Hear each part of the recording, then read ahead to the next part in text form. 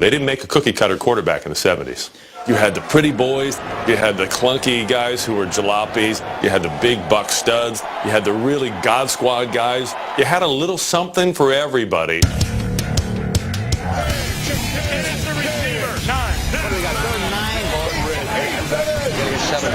All 6 of you work your tail off. 5 seconds left. 4, you dream of 3, 4. Number 3. 7 ending 10, pressure 2 weeks. 1. In this top 10, we're focusing on one position, quarterbacks, and one decade, the 70s. Should I put my bell bottoms on? The 70s was a glamorous decade. But that was a very strange time. I don't think any other decade you look back on the styles with quite as much of a chuckle, maybe, as the 70s.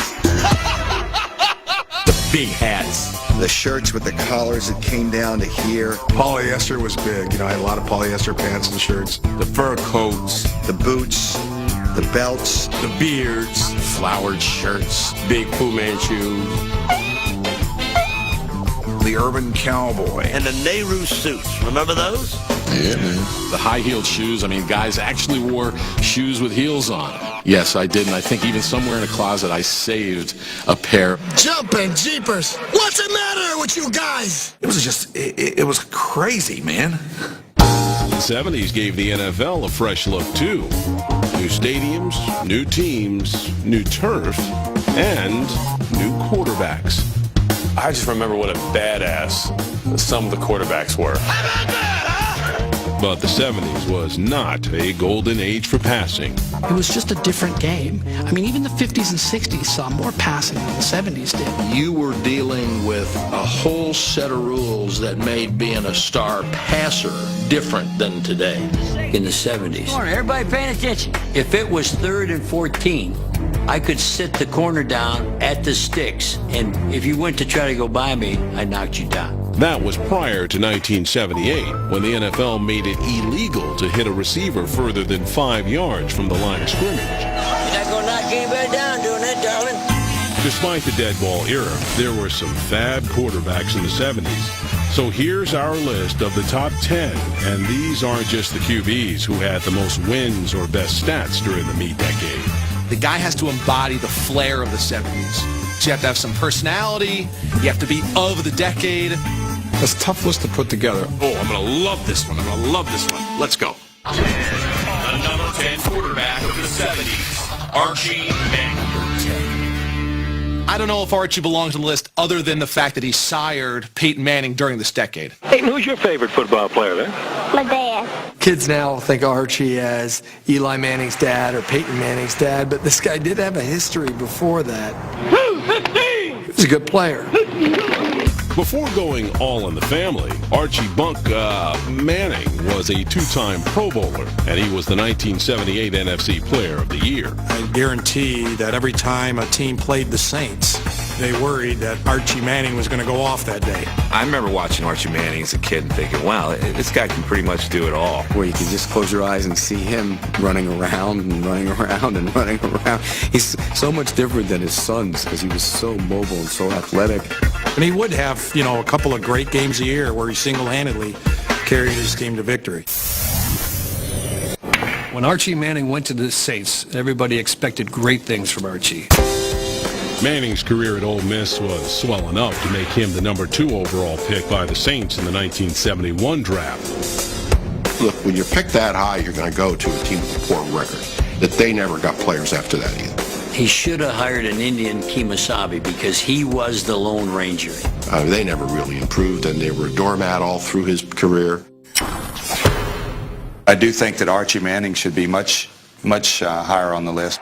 The only thing that kept Archie from being one of the greatest quarterbacks of that era was the team he was on. The Caints, the Taints, the Aints. Somewhere out there is a winning season, and someday soon, the Saints are going to find it. But under Manning, the Saints never did find a winning season. During his 10 years in New Orleans, Manning won more than 5 games just twice. Archie's problem was we'll never find out how good he was because he was always throwing from the back of his pants. His 2 sons wouldn't be alive today if they played on the team he was on. He's still alive. That's amazing. Yeah, I mean, it's still up to the quarterback, no matter how bad your team is. Archie Manning, in his years with the New Orleans Saints, had a winning percentage of 26.3. I mean, you look at that list, and there's a lot of good quarterbacks in the 70s, so yeah, I'd probably put him at 10. Coming up, Who you got ahead of him? which two quarterbacks combined for a postseason record of 0-5 in the 70s, but land next on our list? That's incredible. Spoiler, this guy is not one of them.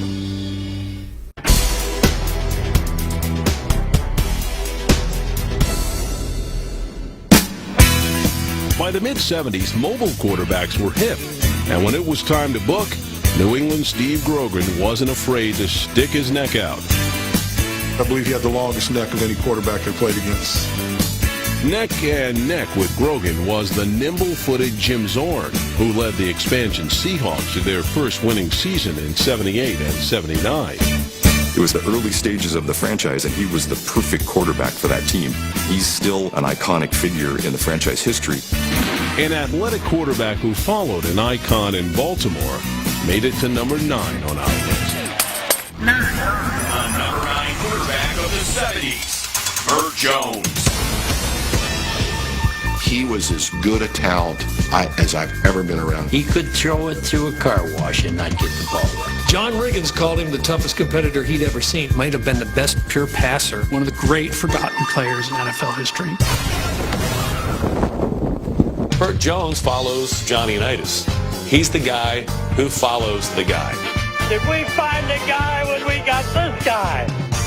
After 2 tough seasons, Jones won over fans in 1975 when he led the Colts to the league's first, worst-to-first turnaround.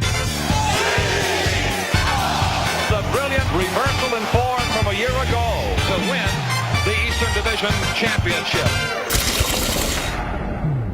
The great thing about Burt Jones was I watched him as a kid, and then to hear Bill Belichick 35 years later talk about... In my career, I can't think of another quarterback that I would say had a better arm than Burt. Nobody had a better arm than Burt Jones. He could throw it through a damn wall if he had to. Burt had a laser. He had a great touch on the ball. Burt Jones, Burt Jones, Burt Jones. He was tough. He was fearless. He wasn't afraid to run the ball, take a hit. He was almost famous for, before he would get hit, to jump up in the air, and they would hit him and spin him around. He'd come down on his head and all that. Because that was the first team that he had been a coach with. One of the coaches come over to March Broda and say, what are we going to run? He said, I don't know, we'll see what Burt calls. That's the kind of confidence that Ted had in Burt, and I would say that's the kind of confidence that the entire team had in Burt.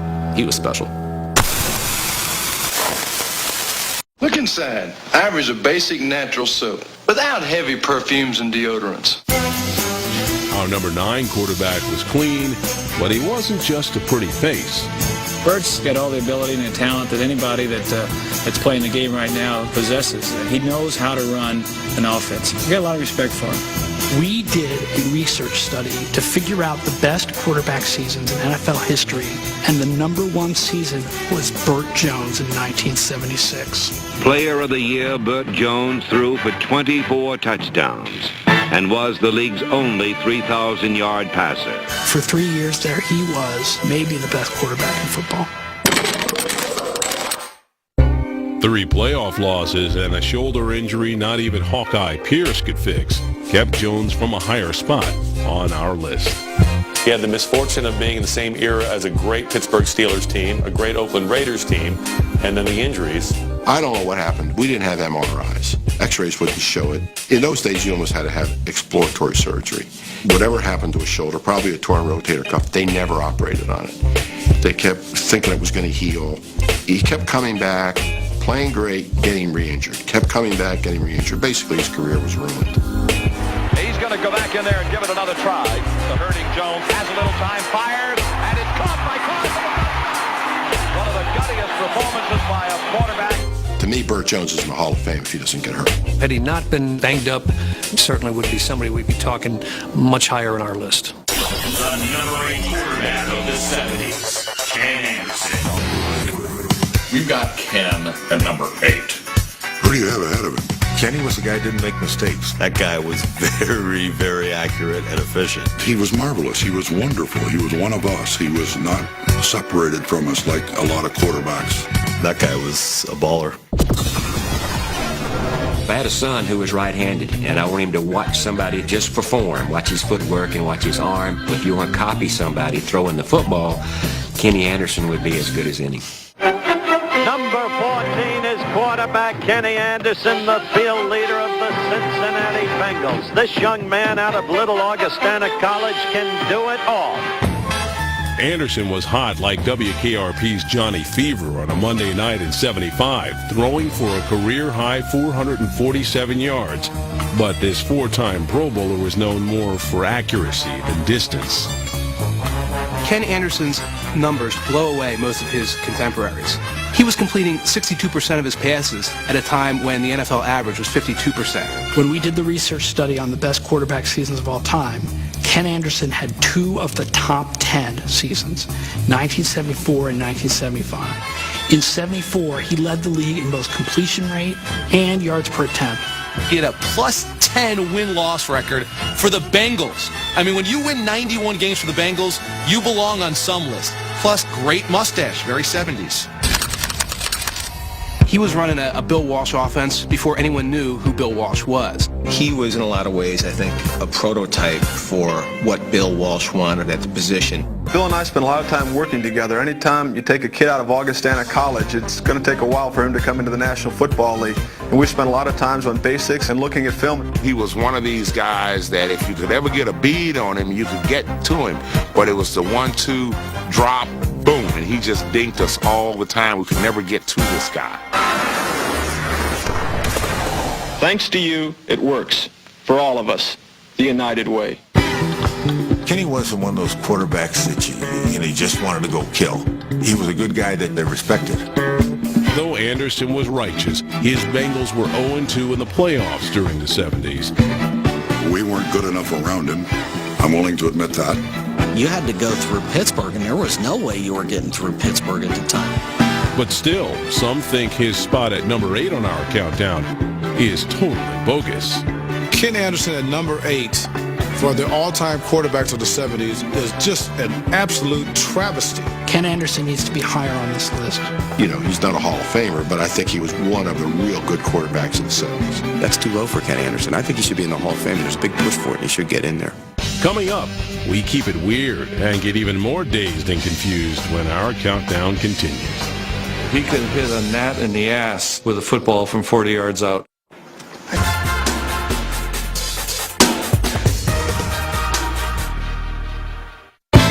With only 10 spots on our list of top quarterbacks of the 70s, we had to burst a few bubbles. When I look at the list, and I don't see Dan Fouts.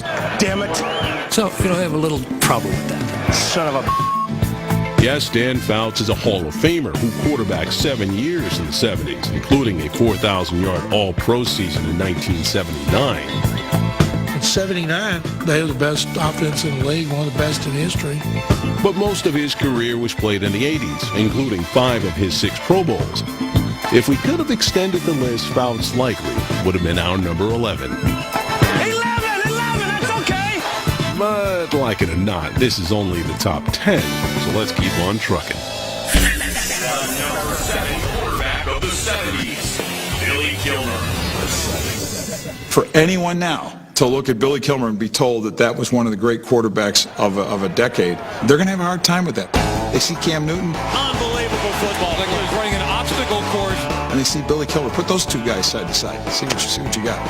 They would run Billy Kilmer through the combine and see him pass like that. You'd say, oh, okay, this guy's not even going to work. He'll be a lineman or something. But once the game started, none of that stuff seemed to matter. Kilmer began the 70s with a bunk 2-win season in New Orleans. And I just think when damn it! But his fortunes changed in 1971 when George Allen was named coach in Washington and he started bogarting quarterbacks. When George Allen took over the Redskins, he had Sonny Jurgens. But George believed in Billy Kilmer. He thought this guy was a winner, and he wanted to get a second quarterback. I would imagine that they might trade him Then it proved to be a brilliant move because Jurgensen got hurt. Kilmer becomes the starting quarterback and wins the NFC Championship in 1972.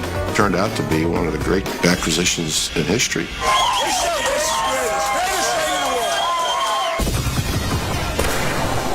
George brought Billy in for the very reason that he was so tough. If you're starting a list with the players of that era that had the biggest heart, I think you'd start with Billy Kilmer. You'd always see him. He'd be getting punched in the nose. I told him, I said, you got to stop this bleeding. And he went over there. He was better than any cut man in pro boxing. Billy really should have been playing for a blue-collar town instead of Washington. He'd have fit better with Cleveland or Pittsburgh or Buffalo because that's the kind of player he was. The Bears' defense dominated the game and left Washington's offense as shredded as a Nixon memo. The reason why I believe Billy should be on this list is because of his toughness. It certainly wasn't because of the beauty of his passes, I can tell you. He threw about the most ugly ball you ever saw. If you saw the ball, he may not be in the top 25. I don't think there were too many spirals that Billy Kilmer threw. Receivers like Charlie Taylor and Jerry Smith now went all out to pull in Bill Kilmer's wobbly bomb. Every time as a Redskin fan watching him, I'm like, why can't he throw the ball like other quarterbacks? That's my fault. And it was like, hey, that's just how he rolls, man. Just go with it. That's why I tried to hit you in the chest, and I didn't. Ugly passes and maybe uglier wins, but he did win. I would find room on this list for Dan Fouts, and it might be Billy Kilmer who might suffer my Turk. And you're out of here. You're out of here. You know, Dan Fouts, half his career was played in the 70s. He's in the Hall of Fame. He's not on the top 10 list. Billy Kilmer, I don't think really is a threat to be a member of the Pro Football Hall of Fame at this point. I'm totally going to defend Billy Kilmer on this list because he looks like he would be playing football in the backyard of the Brady Bunch. I don't think you could leave him off that list in the 70s. If we're talking about the big arm and all the measurables, then no, he doesn't belong on this list. If we're talking about winning football games, just look at the results. He belongs. You know, as a starting quarterback with the Redskins, he never had a losing season with them, and he took them to the playoffs on multiple occasions. This ball goes to Billy Kilmer because he...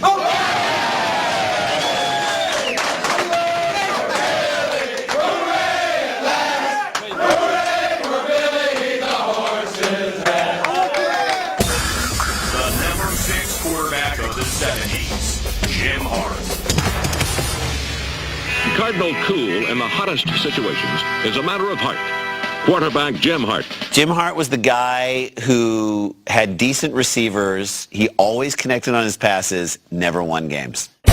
During his 18 years in St. Louis, Jim Hart lost more games than he won. But in 1974, 75, and 76, the Cardiac Cards were among the NFL's most exciting and successful teams. They only played 14 games then, but they went 31-11 in 3 regular seasons behind Jim Hart. But Hart and the Cardinals looked like Scoobies at the disco in the playoffs, going 0-2. It was such a bummer because he was a great quarterback. If Jim Hart was on the Cowboys, he definitely would have won some playoff games, maybe a Super Bowl. A lot of it is being in the right place at the right time.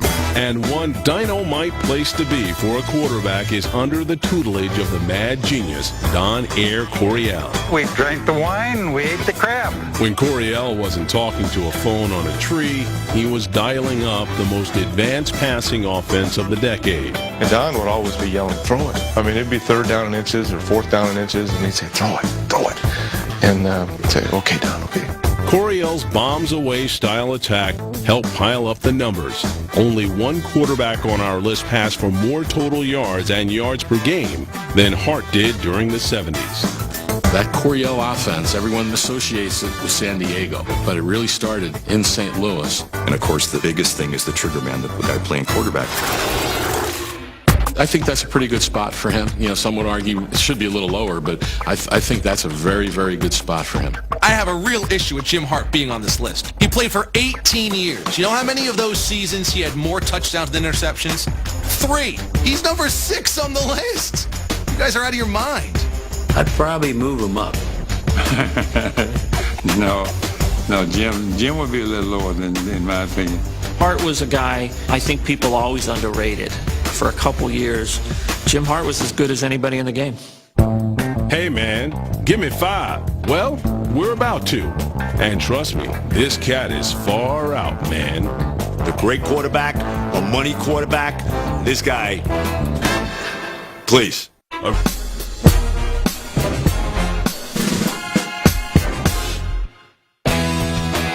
So you think our list sounds pretty good. Well, don't touch that dial, even though you probably don't have one. We're only halfway through. Here's a look at our list so far. Number 10, Archie Manning rides alone. He should have hired an Indian Kemosabe because he was the Lone Ranger. Number 9, Bill Belichick sure loves Burt Jones. Very athletic, great personality. Number 8, Dan Anderson, a model of efficiency. He just ran that system to perfection. Number 7, the toughest of the tough guys, Billy Kilmer. Number 6, Jim Hart launches Air Coryell. Everyone associates it with San Diego, but it really started in St. Louis. And now, the number 5 quarterback of the 70s, the Snake, Ken Stabler. 5. Ken Stabler, the Snake, man. That was the guy. Come on, 5. Ken is 5. This guy, please. Check his comebacks. He could hit a gnat in the ass with a football from 40 yards out. All pro a few years. The most underrated quarterback in the decade. Super Bowl winner. No one looked like him. No one played like him. No one talked like him. Really, no one won like him in the 70s as well. Should be at least in the top 3. Okay, in the hole today, we got the Snake at quarterback. Snake Stabler. The Snake. The Snake. The Snake. Seems that a lot of people in the NFL have nicknames. Yours happens to be the Snake. How'd you get it? An old high school nickname, returning a punt back and forth across the field. Somebody said he runs like a snake, and it stuck around. The 70s was kind of a renegade era. 40 renegades together, you know. Nobody embodied that period like Kenny Stabler did. The long hair, devil-may-care. We were just a bunch of fun-loving guys that push curfew a little bit. Don't let what you do the night before affect the way that you play the following day. And I don't think we ever did, but we did have fun and read the game plan by the light of the jukebox sometimes. As a young Catholic kid growing up, you could look at Ken Stabler and think, you know, there is another way to live this life, and it might be more fun than the way I'm being taught. He was very unstabler, if you ask me.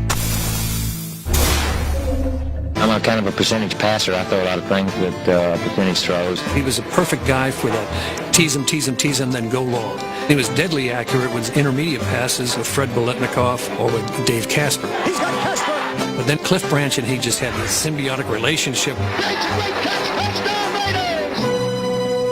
Born on Christmas Day, Ken Stabler had a hand in the Holy Roller and a few other of the decade's most miraculous moments. Raiders are scoring on the most absolutely impossible dream of a play. And when he threw the sea of hands against the Dolphins, it was his defining moment as a quarterback.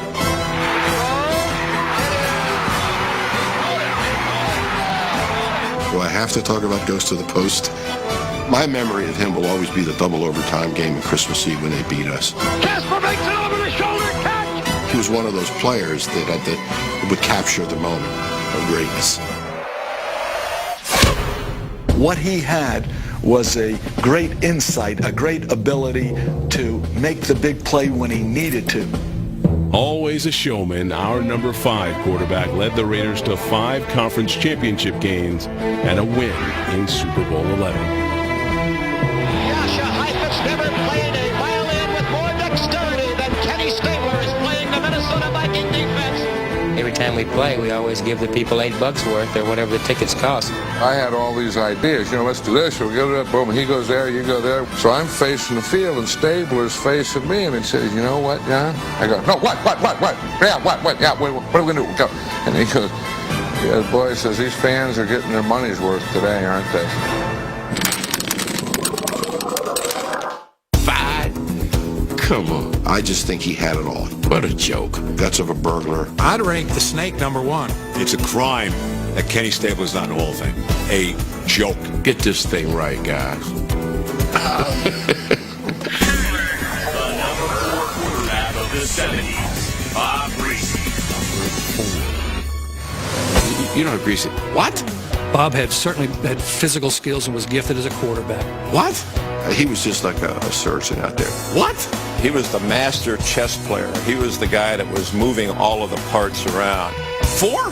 He is in the Hall of Fame, so obviously people felt he was a pretty good quarterback, but they didn't call on him to do a lot. All he did was, here Zonk, here Merck, here kick, and then once in a while, ball, Mandich. Every pass hurt you when you were playing against him. I don't know there was ever a smarter quarterback, at least during this era. I have scars on my soul from him. Ball control, and that's what this was, a ball control team. Give it a Zonka. When he had Jim Kick, Mercury Morrison, Larry Zonka, they're a running team. He would have games 10 for 12 for 295 yards, and one would be a 75-yard pass to Warfield. Understood Don Shula's system probably better than Don Shula himself. He was an unselfish person. As long as the team won, he was happy. The quarterback should be happy with the team performance and not with individual performances. Though not known for primo stats, Bob Greasy Lightning's passer rating for the decade is the highest of anyone on our list. Can you dig it? Vitalis Dry Control. A man's hairspray. Nice game, Bob. But despite 6 Pro Bowls and 9 winning seasons in the 70s, critics aren't down with his mellow numbers. What did he throw, 7 passes in the 1 Super Bowl? I know he won, but he's got to do more of it, see? Greasy wasn't a great passer. His gift was he was a great quarterback. He knew how to manage a game, set up a defense, and run the plays he wanted to run when he wanted to run them. Well, I think he's too high on that list. He shouldn't be ahead of Kenny Anderson. I might put Stabler ahead of him. I might not, but... Look, if Bob would have been on a team that didn't have a running game and that was forced to throw the ball, who knows, maybe he'd been a little bit higher up.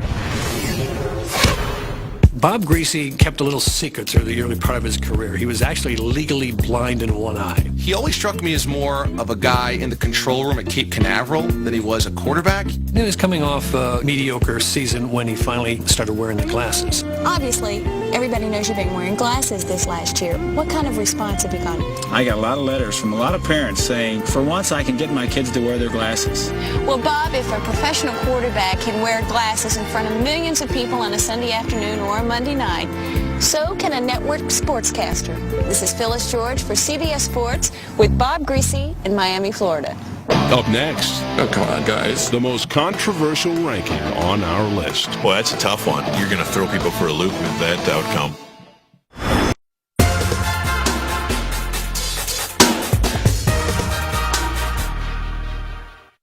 The 70s was an interesting decade for hairdos and don'ts. The big afros, yeah. Everybody had an afro during that time. I had a perm in the 70s. Would you believe that? You had afros on one side, and you had long hair on the other side. Right, the longer the better. As long as you knock the snot out of somebody, I don't care if you look like a groupie from the Grateful Dead. I try to forget it, really.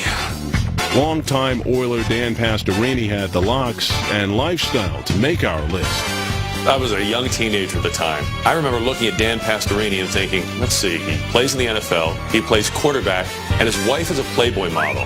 Yeah, that's the trifecta. That's about as good as it can get. Houston fans might think he should be number 1 on our list. Number 1 in the nation.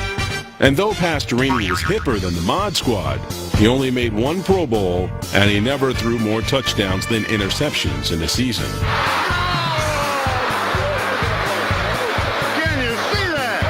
Unless it's hair, I don't think Pastorini gets on this list, no. The number 3 quarterback of the 70s, Terry Bradshaw. Terry Bradshaw wins 4 Super Bowls and he can't even get first. Terry doesn't get any respect.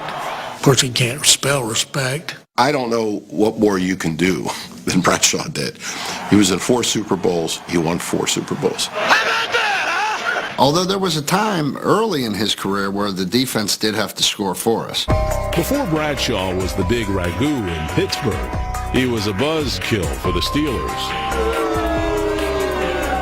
And unfortunately, early in his career, when they didn't win, he got the bad rap. Even his own head coach sometimes was not on his side. You know, when no one's on your side and they're hollering and screaming at you, and you keep playing, you got something inside you.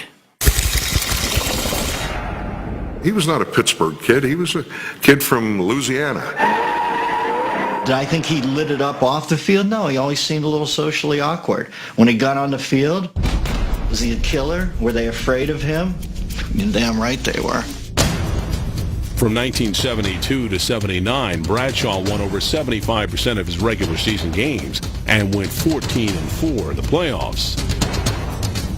Now Bradshaw pumping, firing downfield. There goes Stallworth. He pulls it in at the 30, the 20, the 10, the 5, and it's a touchdown for Pittsburgh. Bradshaw, Bradshaw, Bradshaw. He had a rocket front arm. He's a blonde bomber. Yeah, the guy had a freaking gun. It's one of the 5 best guns that ever played the game. You better have your cup on, man, because it was coming in at Noli Ryan speed. To this day, I don't know how you throw a football with your finger on the point. He did it, and he did it masterfully. When the ball releases, then that's the last finger that leaves the football anyway. And I always felt like it was like, this finger was like a whip. I say he won the old-fashioned way. They could beat him with a pipe and he'd still go back out there. My era kind of football, drop back, and you had to wait till they got open down the field and take your lumps. Here's Bradshaw. Glenn Swan is open. Got it. Steeler touchdown. He should be number 1, probably. He's not? Well, you need to redo this whole show. How he's number 3 in terms of quarterbacks of the 70s, I have no idea. The guy's got more rings than a married pimp. And you know something? That's what matters at the end of the day. I mean, I guess if we're not weighing the biggest game of everybody's life, then this is perfectly fine. You know, Bradshaw won 4 of them and never lost. When you win 4 in 6 years, nobody's better than you. That's how you make spaghetti with sauce. 4 in 6 years. Lop it on. I got no time for this 3 and... When you say that Terry won 4 Super Bowls, now his team won 4 Super Bowls. Because he played with 2 Hall of Fame wide receivers, a Hall of Fame tailback, a Hall of Fame center. A Hall of Fame coach, and oh yeah, 4 more Hall of Famers on the greatest defense of all time. Look, 4 Super Bowl wins are 4 Super Bowls, and that has to matter. However, when you talk about Steelers' 70s dominance, where does that conversation start? It starts with defense. It doesn't start with Terry Bradshaw. It just doesn't. I think you got him rated good. I think he's right where he should be. I think he should be number 2. I would put him lower on this list. He simply didn't have the numbers to be considered one of the top quarterbacks in the league. Bradshaw had the lowest completion percentage and threw more interceptions in the 70s than any quarterback on our list. And only Archie Manning had a lower passer rating during the decade.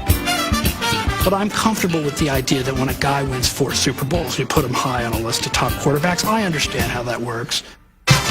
Can't stand the suspense? Well, stay tuned. Our number 2 quarterback of the 70s is next. I'm surprised you were smart enough to rate him that high.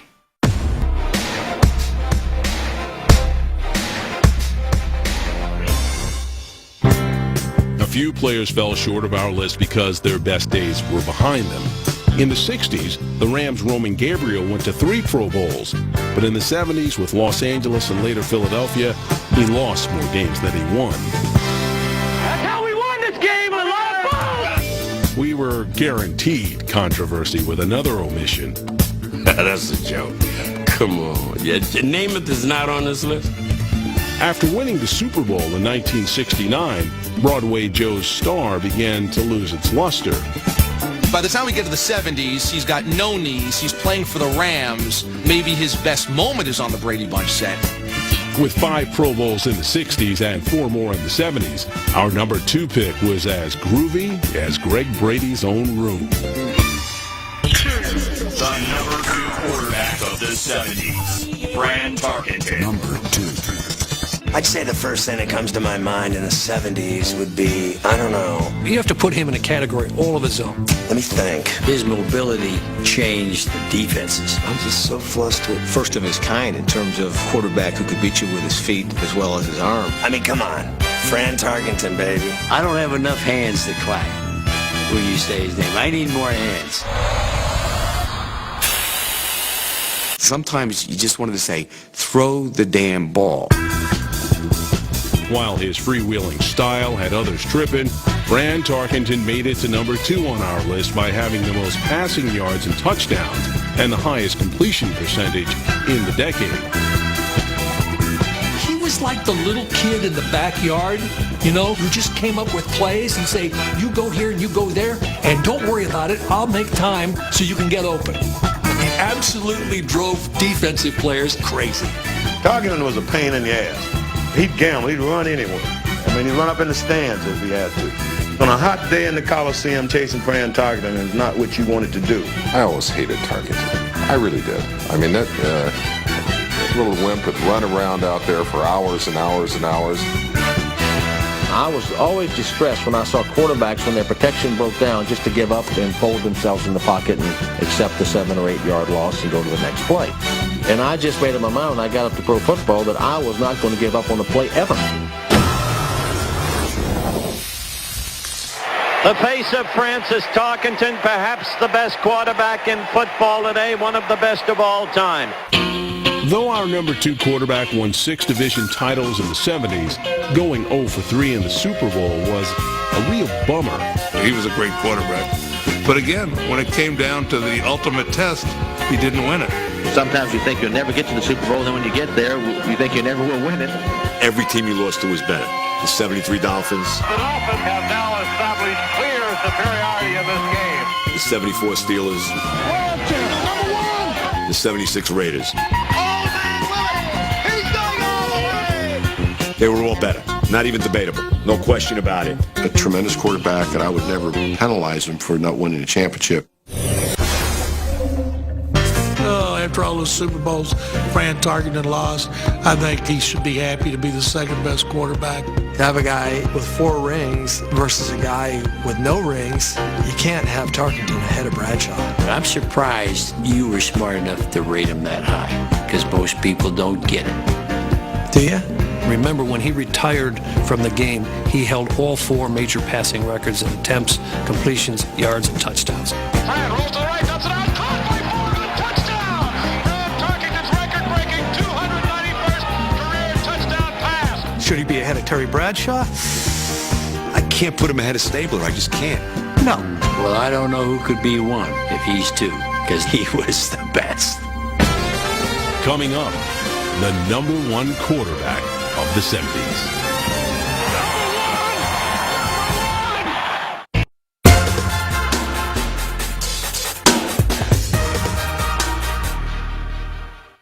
We'll cut to the chase soon enough. But before we reveal our number 1 quarterback of the 70s, let's recap the list so far. Number 10, Archie Manning's One-Man Saints Show. He should have hired an Indian Kemosabe because he was the Lone Ranger. Number 9, Bill Belichick really loves Burt Jones. He was tough. He was fearless. He wasn't afraid. Burt Jones. Number 8, Ken Anderson, the picture-perfect quarterback. If you want to copy somebody throwing the football, Kenny Anderson would be as good as him. Number 7, Billy Kilmer does it the old-fashioned way. Ugly passes and maybe uglier wins. I tried to hit you in the chest and I didn't. But he did win. Number 6, Jim Hart flies high, steering Air Coryell. Jim Hart profited greatly from having played under Don Coryell. Number 5, the swinging snake, Kenny Stabler. Nobody embodied that period like Kenny Stabler did. Number 4, Bob Greasy's 2 trophies and 4 eyes. He always struck me as more of a guy in the control room at Cape Canaveral than he was a quarterback. Number 3, Terry Bradshaw and his fistful of Super Bowls. The guy's got more rings than a married pimp. That's what matters at the end of the day. Number 2, Fran Tarkenton, all over the field, but entrenched on our list. I'm surprised you were smart enough to rate him that high. And now, the number 1 quarterback of the 70s, Roger Staubach. Roger Staubach clearly is one of the 5 greatest quarterbacks of all time, and certainly the greatest quarterback of the 1970s. You cannot go against Captain America. Sorry, but the Captain America of America's team, the goody two-shoes, you just wanted to vomit. He was a good Christian guy. He was a clean guy. The only thing he did that was mean was beat you if you were on the other side. I mean, there's nobody that travels in that kind of cloud except for Jesus, all right? We're 3, set. Whether you dig it or not, no quarterback on our list had a higher winning percentage than Roger Staubach did in the 70s. He also won 2 Super Bowls before retiring with the highest passer rating in history to that point. Roger goes deep across the middle. Butch Johnson caught. Touchdown. He was Staubach, a great quarterback, but he was also Staubach, the leader. Play together all day long. Let's go. He came today and said, come on, we're going to get in a Thunderbird, put the top down and drive off the bridge. You'd probably go. He was the best 2-minute quarterback in the history of the National Football League. Well, the Cowboys need a miracle. He was going to find a way to get it done. Roger takes the snap, humps and watch. More than the Cowboys can overcome. Then all of a sudden, they'll start showing the damn credits. And a brief respite from the activity and a chance for us to salute the folks who worked so hard to bring it to you. Even though I knew it was 1 minute and 16 seconds on the clock, I would say, no, don't show credits. Can they come back again? Short yardage. Robert Newhouse up the middle. Ooh, just a little punch a little bit, right? 42 seconds left in the game. Redskins lead by 6. Damn it, and Roger ain't do it, man. Staubach throwing in the end zone. Cody Hill! Touchdown! Cody Hill! I knew they would pull it out. I knew it. Just another day at the office, Brad. Back in the 70s, you were either with the freaks or you were with the straights.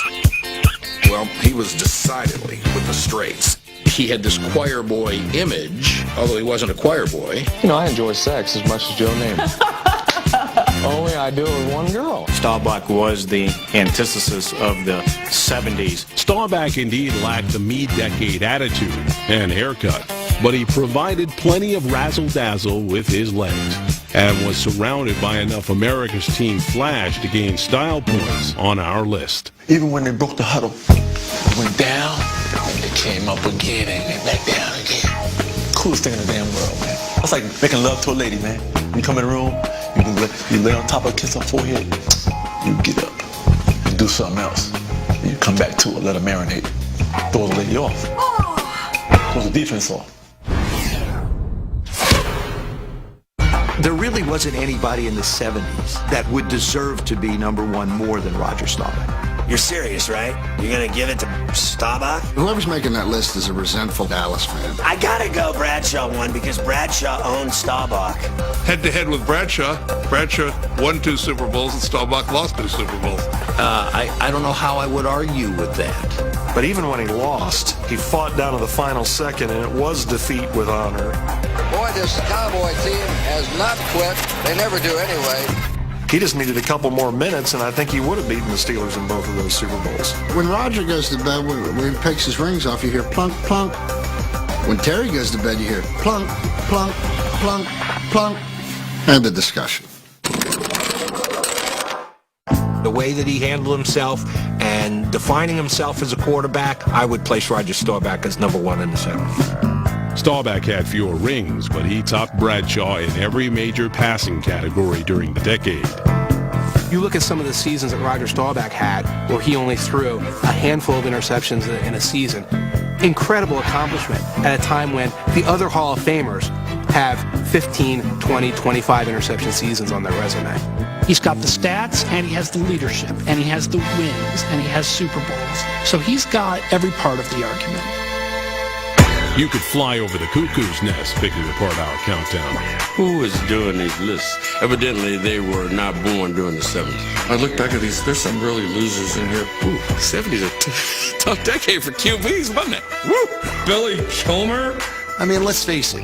The quarterbacks of the 70s, I mean, you have to pad this resume a little bit, all right? It's a classic football quarterback debate. But this much is certain. No position stirs up more controversy than quarterbacks, and no decade unveiled a more colorful crop than the 1970s.